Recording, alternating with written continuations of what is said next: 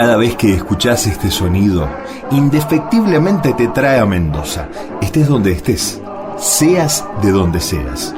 Y cada vez que escuchás este jingle, el viaje se completa. En este podcast vamos a repasar desde la radio la historia de un fenómeno sociocultural sin precedentes. Una festividad popular que nació en el pueblo y se queda en el pueblo, pero trasciende al mundo.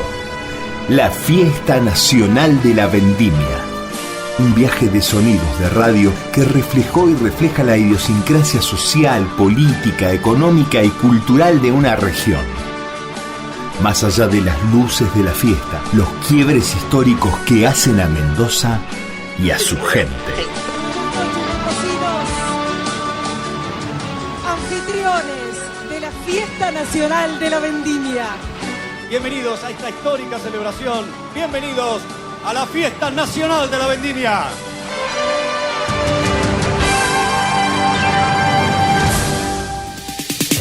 Estás escuchando LB10 Podcast.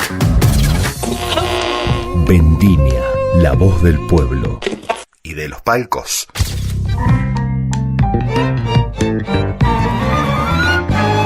Bienvenidos y bienvenidas al capítulo 4 del podcast Vendimia LB10.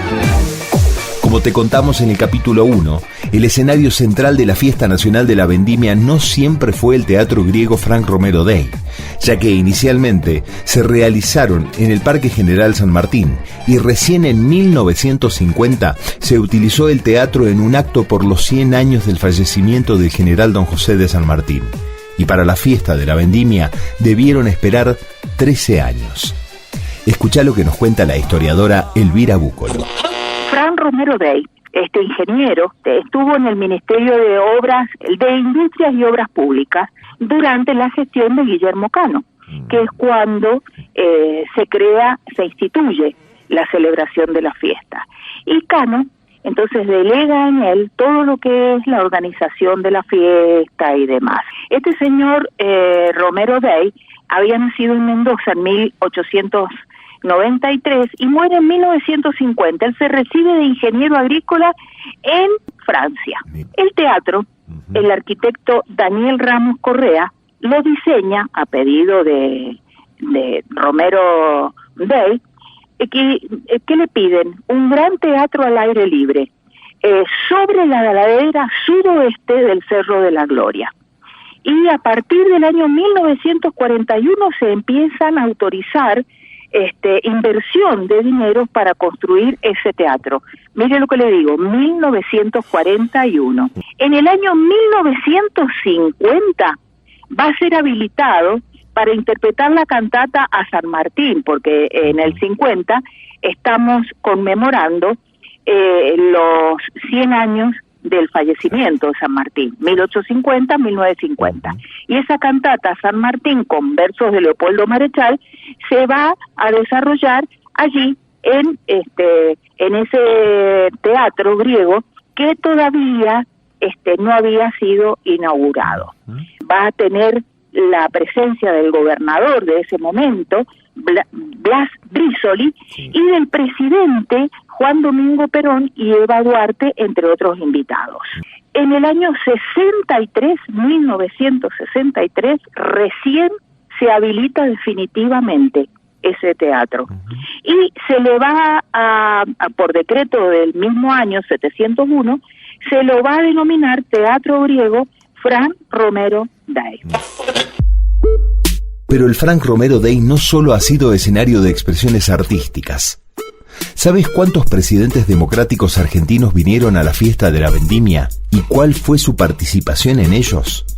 La doctora en Historia, licenciada en Sociología e integrante del Instituto de Ciencias Humanas, Sociales y Ambientales de CONICET Mendoza, la licenciada María Virginia Mellado, llevó adelante junto a otros investigadores un semblante político de la provincia. Y ella en particular sobre los presidentes argentinos que vinieron a la Fiesta Nacional de la Vendimia. Por medio de esta investigación, se evaluaron las ventajas políticas que los candidatos o presidentes utilizaron como base para sus fuerzas partidarias.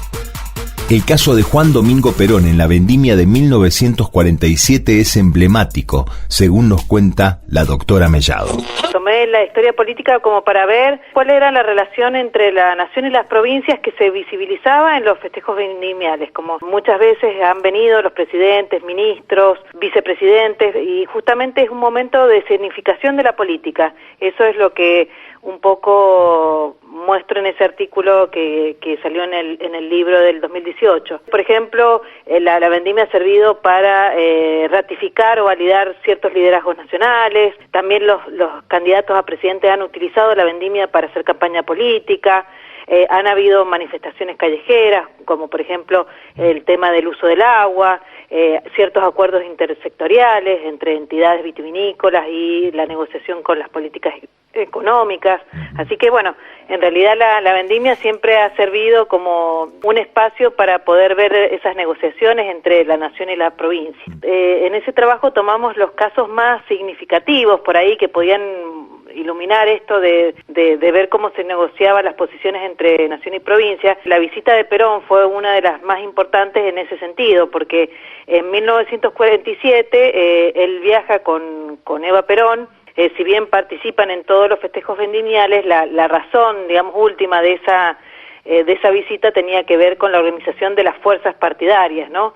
En ese momento hay que pensar que el peronismo justamente se estaba consolidando como partido, había asumido, el peronismo había ganado en la provincia gracias a una alianza entre el laborismo y la Unión Cívica Radical, Junta Renovadora, y en las elecciones que habían precedido al festejo vendimial desde 1947, el partido no logró una alianza entre esas dos fuerzas, y entonces justamente Perón utilizó los festejos vendimiales para venir y ordenar, digamos, esa estructura partidaria que se estaba consolidando.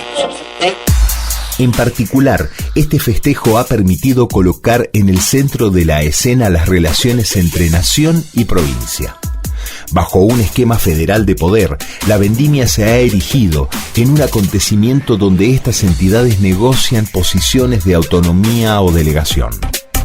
En la vendimia de marzo de 1960, el presidente Arturo Frondizi fue invitado por el gobernador Ernesto Welschy. Sin embargo, el primer mandatario declinó la invitación aduciendo problemas de agenda.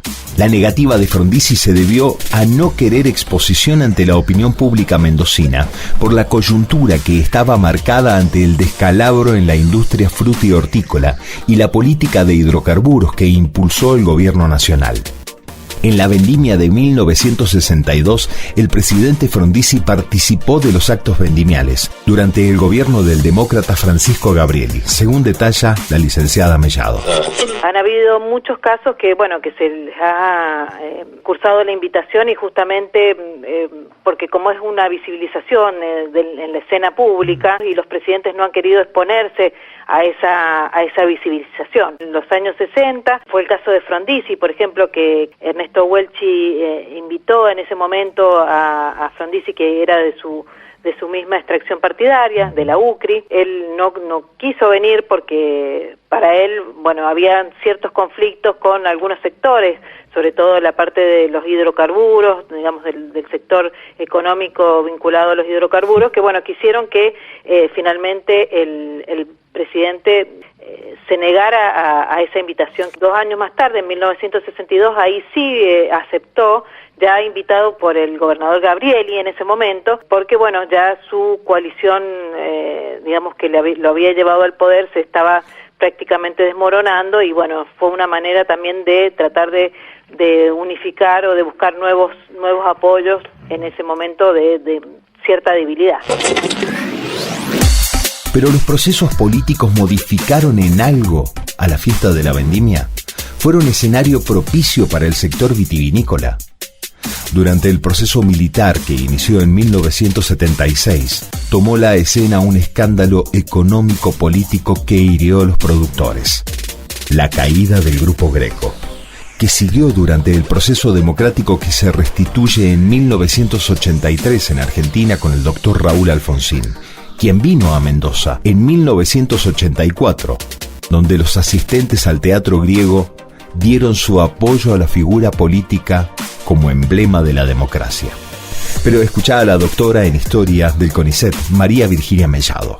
El almuerzo de las Fuerzas Vivas fue un momento, digamos, de mucha negociación, sobre todo para las cuestiones de la política económica, ¿no? Pensemos, por ejemplo, en la época de la dictadura se produjo uno de los fenómenos más significativos en la historia de la vitivinicultura, como fue la caída del Grupo Greco. Estamos hablando de 1980. Fue un momento justamente de expresión, sobre todo de las entidades vitivinícolas, para mostrar el malestar de esa concentración, de ese grupo económico que finalmente había prácticamente manipulado y concentrado todo su poder en el mercado de vino de traslado. Digamos, en ese momento Greco pagaba precios muy altos y la desaparición de ese grupo generó todo un problema en la cadena de pagos y una crisis enorme en la vitivinicultura. Todo ese tipo de cuestiones se expresaron y se podían visibilizar muy bien a través de el almuerzo de las Fuerzas Vivas, que es el momento en donde, de la fiesta de la vendimia, en donde generalmente se reúnen los políticos y los empresarios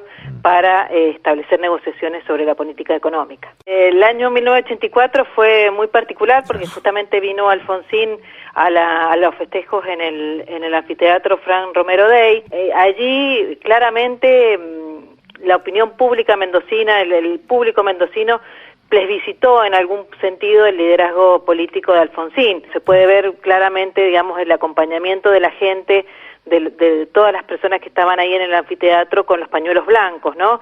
En ese sentido, un fuerte apoyo a la presidencia de Alfonsín, a pesar de que la coyuntura vitivinícola era extremadamente crítica, ¿no? Por esta situación de la desaparición del Grupo Greco, pero sin embargo el festejo vendimial sirvió, digamos, para apoyar tanto el liderazgo de Alfonsín como también la idea de la importancia del Estado de Derecho, ¿no? Que se había recuperado unos meses antes. Claramente los vítores que le ofrecieron a Alfonsín mostraban justamente el apoyo de la gente de Mendoza hacia el presidente Alfonsín. La vendimia no solo plebiscitó al gobierno de Alfonsín. Hay candidatos que hicieron campaña durante los actos vendimiales en Mendoza. Pero de eso te contamos más adelante. LB10 Podcast. Guanacache entonces elevó sus manos imprecando al cielo: vuelve, Padre, a germinar la cosecha. Cada año, cada día, cada noche, podemos ser camino, hierbas, tierra. Los narradores de la Fiesta Nacional de la Vendimia son voces que en su mayoría tienen formación como actores. Pero, ¿qué es interpretar? ¿Es solo aplicar técnicas para decir palabras escritas en un guión bajo una temática lineal o requiere de otros elementos? El actor, locutor, narrador de gran cantidad de vendimias, Rafael Rodríguez, nos mete en el mundo de la observación sensorial. Estuve en el San Martín también, ¿no? Otro maestro, ¿no? Dominique de Facio. Yo hasta conocerlo era partícipe de mi histrionismo, es decir, sabía lo que tenía y lo usaba en mi propio beneficio, en mi carrera, en el cine, en televisión, en teatro. Cuando conocí a Dominique, que lo contrataron en el San Martín durante 3 meses, dio por tierra a Dominique todo lo que yo creía y comenzó con un ejercicio muy simple, diciéndome: observar con el tacto, observar con el oído, observar no solamente con la vista, el olfato te da mucho y el gusto también. Y de ahí salió mi tratamiento de observación sensorial. Ahí aprendí lo que es la transmisión, digamos, a través de la voz. También en aquel año 65, en el 64, apenas llegué en octubre, en noviembre ya estaba trabajando en Radio Nacional. Entonces, a partir de allí, la radio es, para mí, el micrófono es la comunicación total y el modo de conversar de che a che, ¿no? Con el oyente, a partir de un micrófono y sabes perfectamente de pronto que ese micrófono equivale a 100.000 o 200.000 o 300.000 orejas que están prendidas a lo que estás diciendo. Mayor compromiso todavía. Entonces hay que hablar con referencia sensorial, hay que hacer ver, hay que hacer gustar, hay que hacer oler, hay que hacer tocar lo que uno está diciendo. Y cuando vos bien decías recién, cuando uno dice agua, hay una referencia mental al agua, que puede ser el agua del mar, que no es lo mismo decir agua de mar que decir agua de río, o agua de arroyo, o agua de acequia. Otra de las enormes narradoras de esta festividad mendocina, Mónica Borré, nos afirma que el intérprete optimiza lo que alguien escribió. La narración puede hacer brillar un guión mediocre o destruir un buen guión. El intérprete optimiza lo que tiene. Entonces, obviamente que si es un buen guión, vos estás pleno, no hay ni un milímetro de más ni de menos. Pero también hay que creer, como creía Carlitos Gardel, en la interpretación, digamos. Yo optimizo esto, es un buenas tardes, y yo puedo decir buenas tardes o puedo decir buenas tardes, y entonces le estoy convidando desde la objetividad de los fonemas la intención que yo le pongo. Y es posible que se pueda optimizar, sí. De hecho, como bien vos decís, muchos guiones cinematográficos o muchas obras de teatro están optimizadas por la actuación. Y vos te preguntás, si lo hiciera alguien con digamos, una mediocre actuación, esto no funciona. Y sin embargo, cuando hay un buen actor, te dice la mesa está servida y vos lo aplaudís. Podcast LB10. Queremos terminar definitivamente con esta Argentina de la especulación y de la usura para entrar a la Argentina de la cultura del trabajo y de la producción. Tras la debacle económica durante el gobierno de Alfonsín, en 1988 el PJ definía en internas a su candidato para las elecciones presidenciales de 1989. El popular gobernador de la provincia de Buenos Aires, Antonio Cafiero, contra el ignoto, hasta ese momento, gobernador de la provincia de La Rioja, Carlos Saúl Menem, quien vino al carrusel y desplegó su campaña política persona a persona. ¿Querés saber cómo? Así lo cuenta la doctora en historia Virginia Mellado. Menem fue muy estratégico. Claramente en Mendoza Menem hizo un uso muy fuerte de los festejos vendimiales para hacer campaña política. En el año 1988, él siendo gobernador de La Rioja, pero ya, digamos, de cara a la campaña presidencial, él, por ejemplo, recorrió caminando, digamos, hizo un paseo por el carrusel, y justamente allí, bueno, se podía ver también el fervor de la gente, porque, bueno, hay que pensar que Menem fue un líder popular muy importante, ¿no? En ese momento tenía un gran arrastre popular, y bueno, y eso se pudo ver en los festejos vendimiales y cómo la gente también lo apoyaba, inclusive, bueno, con este hecho de ir caminando por la calle e ir saludando a la gente, a todas las personas que encontraba, ¿no? Uh-huh. Esto hay que pensarlo que era en el marco de una campaña, de una interna partidaria muy fuerte que se produjo en julio de 1988 contra Cafiero, que era el gobernador, en ese momento el gobernador de la provincia de Buenos Aires, y que era el que supuestamente tenía más chances de ganar la interna del justicialismo, ¿no? Bueno, y después ya las visitas que siguieron fueron ya siendo presidente en el año 92 y en el año 94, vino en esas dos oportunidades también. En la primera, digamos, para mostrar un poco los logros de la convertibilidad, volvió, digamos, con la idea de justamente mostrar los logros de este primer mandato, y en 1994 también en una coyuntura también muy particular, que fue un momento antes de las elecciones de la Convención Constituyente, que van a ser las que le van a permitir la reelección en 1995. las dos visitas tienen un trasfondo político muy importante. Fernando de la Rúa, y justamente él vino en un contexto muy particular que fue en el del motín de la cárcel, y allí, bueno, son aquellas fotos también que tenemos que tienen que ver también con algunas serie de anuncios y de apoyo, digamos, en algún punto a Roberto Iglesias, el gobernador en ese momento de Mendoza, que gracias también al apoyo del pueblo mendocino, él logró llegar a la presidencia, ¿no? Hay que recordar que Mendoza claramente apoyó a Fernando de la Rúa y obtuvo un muy buen porcentaje de votos que llevaron a que él pudiera imponerse a nivel nacional. Así que fue como una especie, digamos, de reconocimiento en algún punto a la buena performance que había hecho Roberto Iglesias, bueno, y en parte el Partido Radical y la alianza en sí, pero sobre todo el Partido Radical en la elección nacional. Y luego del tormentoso año 2000 y la visita del presidente de la Rúa y los escándalos en el Senado Nacional, el quiebre social en la Argentina del 2001, el presidente que volvió a los festejos vendimiales y con anuncios fue Néstor Kirchner en 2015. Y las alianzas estratégicas de la transversalidad y la fórmula Cristina Fernández-Julio Cobos.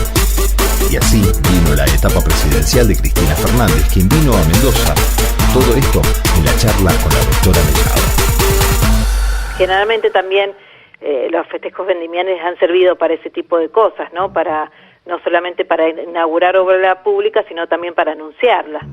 Como pasó, por ejemplo, en el año 2005 con Néstor Kirchner, que hizo una serie de anuncios muy, muy importantes y en parte también que mostraban el guiño, digamos, o el apoyo a la administración de Julio Cobos, ¿no? Claro, ¿por qué se venía la fórmula presidencial? A lo largo del año 2004 se había empezado a establecer esa relación de cercanía entre Kirchner y Cobos, que más tarde van a dar lugar al radicalismo K, y finalmente va a desembocar en las elecciones del 2007, en donde Cobos y Cristina Kirchner van a integrar la fórmula presidencial, ¿no? Pero en ese momento, en el 2005, digamos, la visita de Kirchner fue como una especie de apoyo, de espaldarazo a Julio Cobos, y a partir de eso se estableció, digamos, una muy buena relación, que se había empezado a construir durante el 2004, pero que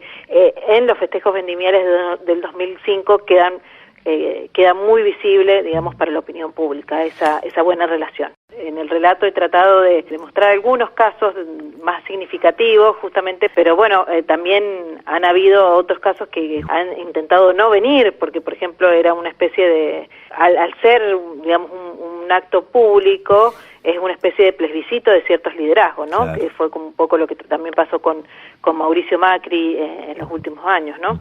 Hay que ir viendo la coyuntura política para ver si realmente es acorde venir o no. En el caso de Cristina Fernández fue en 2 oportunidades que participó y creo que no fue al acto central, ¿no? No, ella lo que hizo fue sobre todo también participar de los desayunos, bueno, que fue una nueva modalidad también que se implementó y que, bueno, que también mostraba esta idea de la negociación con ciertas entidades, ciertas políticas económicas en particular, ¿no? Viñateros, bodegueros, etcétera, que permiten, digamos, establecer ciertos lineamientos de la política económica, ¿no?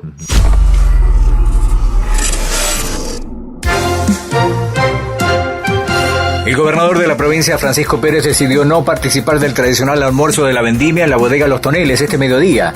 Es debido a la concentración de la protesta de productores del Este, del Centro Empleado de Comercio y los docentes nucleados en SUTE. La custodia del mandatario provincial aconsejó no llegar hasta el edificio ubicado en Guaymallén, donde la seguridad se vio desbordada por unos 500 manifestantes. Desde LB10 te contábamos un hecho inédito.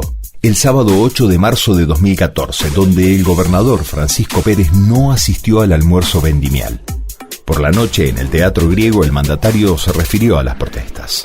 Ahora entendemos que los reclamos son legítimos, estamos en democracia, pero hay un lugar para hacerlo.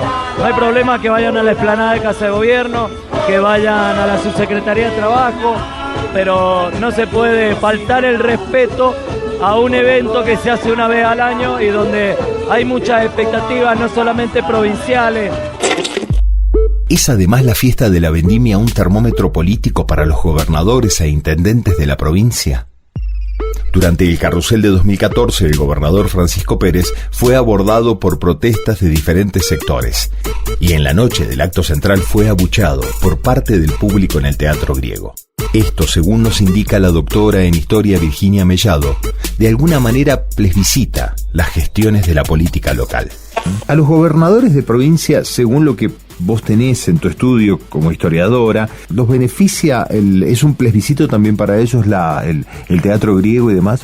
Sí, por supuesto. Hay que recordar, por ejemplo, lo que pasó con Francisco Pérez en el año, bueno, no recuerdo si fue en el 2014, pero sí. Generalmente es un momento también de digamos, de cierto plebiscito también para los mismos gobernadores, ¿no? Y hay que recordar que, bueno, que en este último tiempo, en donde sobre todo de los 90 para acá, pero finalmente los últimos años, los últimos 10, 15 años, en donde justamente ha habido una especie de banalización de la política, en donde la política ha perdido su peso, es más problemático para los gobernadores participar de este tipo de eventos, porque han habido muchos casos en donde, bueno, han habido silbidos, han habido ciertas agresiones en algún punto frente a ciertas investiduras. Entonces, bueno, es un riesgo para los gobernadores también esta escenificación, ¿no? Pero bueno, tiene que ver también con una posición de la política en nuestra sociedad, porque justamente, digamos, ha habido una especie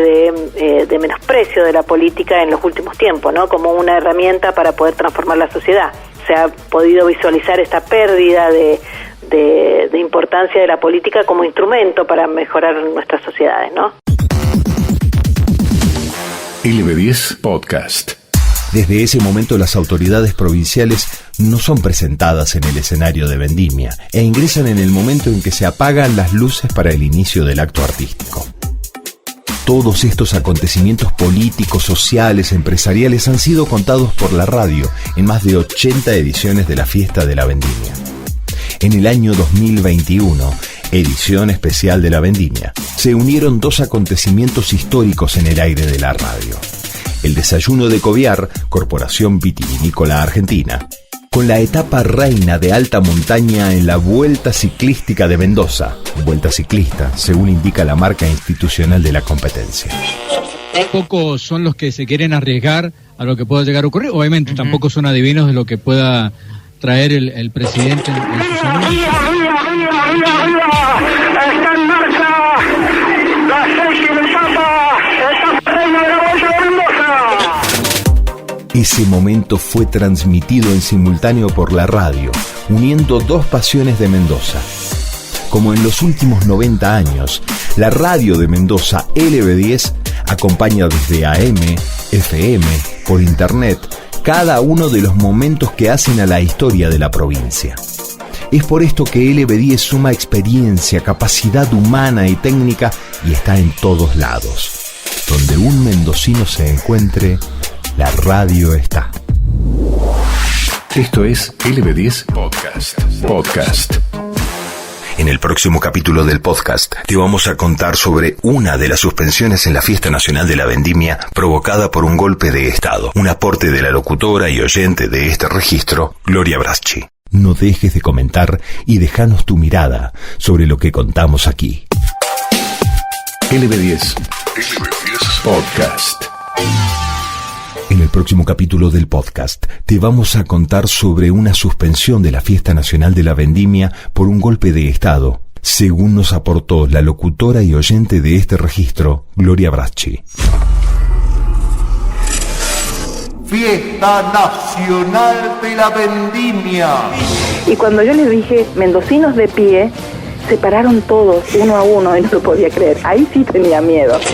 Vivir desde la corona. Vendimia como reina es poder transmitirle a las personas lo que tenemos en la provincia, no solo los productos, sino que mostrar un poco lo que es Mendoza. Por mi experiencia personal, en mi casa hacemos una vendimia familiar desde hace algunos años y tenemos un vinito casero, y en ese sentido experimentar desde la cosecha hasta tener ese vino en la mesa en el que vos lo puedes compartir con tus seres queridos, con tus amigos. Ser Vendimia. Gracias por haberme dado tanto trabajo y haberme dicho, bueno, de esto vas a vivir y de nada más, ¿te conformás? Y dije, sí, ok. ¿Y cuántos podemos tener ese privilegio? Pasión. O sea, no puedes estar en vendimia si no amás y no tenés pasión por eso. Escenario. Voces. Ni hablar de cuando papá y mamá se ponían a contar qué habían hecho ellos en tiempo de vendimia, donde los dos habían trabajado como vendimiadores. La radio. Siempre la radio. También a mí me ha pasado de tener que estar sobre el escenario en la noche del motín vendimial, por ejemplo, de tener que dejar mi trabajo en el noticiero para ir a la fiesta, y cuando me paré en ese lugar, pensar que yo no podía estar ajena a lo que estaba pasando, que no era una burbuja la Fiesta Nacional de la Vendimia. Podcast Vendimia LB10. Seguí escuchando y descubrí más.